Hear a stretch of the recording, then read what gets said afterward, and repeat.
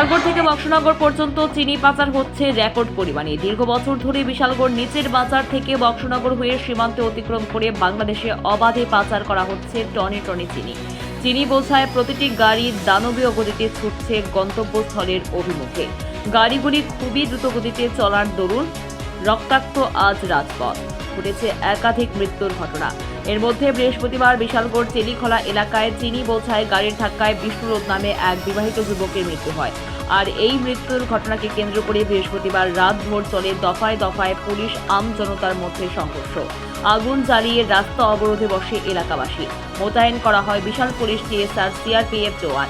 একসময় উত্তেজিত জনতা পুলিশকে লক্ষ্য করে ইট পাটকেল ছুটতে থাকে এবং বিশ্রী ভাষা প্রয়োগ করে তাদের একসময় গালিগালাজ করতে থাকে। সময় পরিস্থিতি পুলিশের নিয়ন্ত্রণের বাইরে চলে যায়। বিক্ষোভকারীরা পুলিশের গাড়িতে ভাঙচুর সহ আগুন লাগিয়ে দেয়। পরে ছুটে যায় সিপাহীজলা জেলার অতিরিক্ত পুলিশ সুপার সহ বিশাল পুলিশ ও কেন্দ্রীয় আধা সামরিক বাহিনীর জওয়ানরা। কিন্তু বিক্ষুব্ধকারীদের কাছে এক সময় হার বাঁধতে হয় পুলিশ প্রশাসনকে। পরবর্তীতে স্থানীয় বিধায়কের উপস্থিতিতে পরিস্থিতি নিয়ন্ত্রণে আসে। এদিকে পুলিশের গাড়ি ভাঙচুর সহ একাধিক অভিযোগ এনে বিক্ষোভকারীদের মধ্যে 5 জনকে গ্রেফতার করা হয়।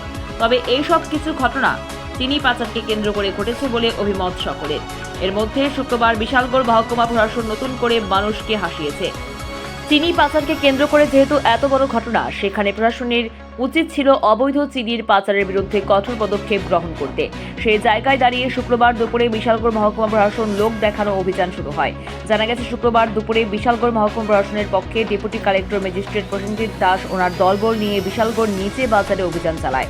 অভিযানে গিয়ে ওনারা নামমাত্র 2-3টি মুদির দোকানে অভিযান চালিয়ে শূন্য হাতে ফিরে আসে ডিসিএম প্রসেনজিৎ দাস।